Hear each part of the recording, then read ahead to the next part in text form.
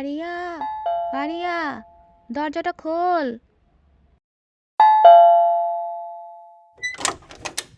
Aunty, আসসালামু আলাইকুম, ভিতরে আসেন। ওয়ালাইকুম সালাম। ফারিয়া, তোমার আম্মু কোথায়? তোমার আম্মুকে একটু ডাক দাও। আচ্ছা আন্টি, আপনি ভিতরে আসেন। আপা, আসসালামু আলাইকুম। ওয়ালাইকুম সালাম ভাবি। ভাবি, কালকে কতগুলো ইফতার দিলেন, আমি তো আপনারা দিতে পারলাম না। আজকে আমি খালি প্লেটটা নিয়ে আসলাম। আমার তো লজ্জাই লাগতেছে। আপনার ভাই তো আমার সাথে যেই রাগারাগি করছে, আমি আপনার খালি প্লেট দিতেছি দেখা। না না ভাবি, লজ্জার কি আছে? একজন ইফতার দিলে কি আরেকজনে দিতেই হইব? তাছাড়া কালকে আমরা সবাইকে ইফতার দিছি। মানুষের সমস্যা থাকতেই পারে, এতে লজ্জার কিছু নাই ভাবি। ভাবি, আপনি দাঁড়ায় আছেন কেন? বসেন। অনেক দিন তো আপনার সাথে কথাও হয় না। ভাবি, সবাই কি আর সমস্যার কথা বুঝে? ভাবি, আমারও ইফতার দেওয়ার ইচ্ছা ছিল, কিন্তু আমার ইফতার দেওয়ার সময়ই নাই। আমি তো এবার শপিং করতে করতে আমার অবস্থা শেষ। বুঝেন না, সবার জন্য শপিং করতে হলে কত সময় দরকার। কয়দিন ধরে তো আমি নিজেই বাসায় ইফতার বানাতে পারি না, বাড়ি থেকে কিনে আইনা আমরা খাই। গতকালকেও তো আমরা বাড়ি থেকে কিনে আইনা মাত্র ঘরে ঢুকছি আর আপনি ইফতার পাঠিয়েছেন। ভাবি, রোজা তো শেষ হয়ে যাইতেছে, আপনারা শপিং করছেন? না, আমরা এখনো শপিং করতে পারি নাই।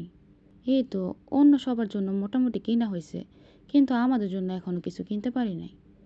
দেখি আজকে কালকের মধ্যে যাইতে পারি কিনা। ভাবি, আপনারা কিন্তু কম বাজেটের মধ্যে পাকিস্তানি ড্রেস কিনতে পারেন। আমিও দুইটা নিছি, বেশি দাম না। এই তো একটার দাম 15,000 টাকা, আরেকটার দাম 20,000 টাকা। পরে আবার একটা শাড়িও কিনছি, ওইটাও বেশি দামি না, এই তো 18,000 টাকা। তারপরেও আপনার ভাই যে রাগারাগি করছে, আরও কিছু কিনলাম না কেন? আমি বলি সারা বছরই তো কেনাকাটা করি, ঈদের জন্যই যে অনেক কিছু কিনতে হবে তা তো কথা না। আর তাছাড়া ঈদ উপলক্ষে তো সবাই দেয়। আমার ভাই তো আমার শাড়িও দেয়, জামাও দেয়। তাছাড়া ওর পরিবার থেকেও আমার সবাই কিছু না কিছু দেয়। এত জামা দিয়ে কি করব? গত বছরেরই তো 20,000 টাকা দুইটা জামা আমার এখনো পরা হয় নাই, পইরেই আছে। তাই আর বেশি কিছু কিনি নাই। পরে আবার 1,6 লক্ষ টাকা দিয়া আমার একটা ডায়মন্ডের আংটিও কিনা দিছে। আসছে এই ডায়মন্ডের রিংটা দেখাতে। মনে যেন আমরা জানতে চাইছি উনি কি কি কিনছে। প্রত্যেকবার ঈদে এসে ফুটানি দেখাইব। পারিয়া, রোজা রাখুনি? জি আন্টি, আমি ছোটবেলা থেকে সব রোজা রাখি। রোজা রাখার অভ্যাস করা ভালো। তাইলে তো ভাবির দিনের বেলা তেমন কোনো কাজই নাই। আমার তো আবার দিনের বেলাও রান্না করতে হয়। আমার ছেলেটা তো ছোট, ওর জন্য রান্না করতেই হয়। আন্টি, আপনার ছেলে কিসে পড়ে? এই তো এবার ক্লাস 9-এ উঠলো। আসলে প্রাইভেট কোচিং করে ছেলেটা রোজা রাখতে পারে না। রোজা একদিন রাখছিল, পরে আর পড়ালেখা করতে পারে না, তাই এখন আর রোজা রাখে না। আমিও আর বেশি জোরাজুরি করি না, থাক, বড় হইলে আস্তে আস্তে রাখা শিখবো। এত বুইড়া পোলা রোজা রাখতে পারে না সেটা বলে না, এখন নাকি ছোট পোলা পাইন, তাইলে আর কত বড় হইলে রোজা রাখবো?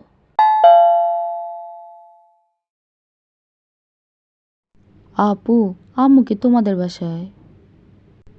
হ্যাঁ, এই তো আন্টি ভিতরে আছে, তুমি ভিতরে আসো। আম্মু, আব্বু তো বাইরে যাবে, তোমাকে বসে খাওয়া দিয়া যেতে। আসলে ভাবি, গতকাল রাতে আপনার ভাইয়ের পেট খারাপ ছিল, তাই আর রোজা রাখতে পারে নাই আজকে। হ্যাঁ, আমরাও বুঝছি আপনারা কেউই রোজা রাখেন না, আবার আয়সা আয়সা ফুটানি মারেন। ঈদের শপিং করছেন 1 লাখ টাকা, 2 লাখ টাকা, অথচ যেটা নিয়ে ফুটানি করার দরকার সেটাই করেন না। রোজা রাখেন না আবার ফুটানি মারেন।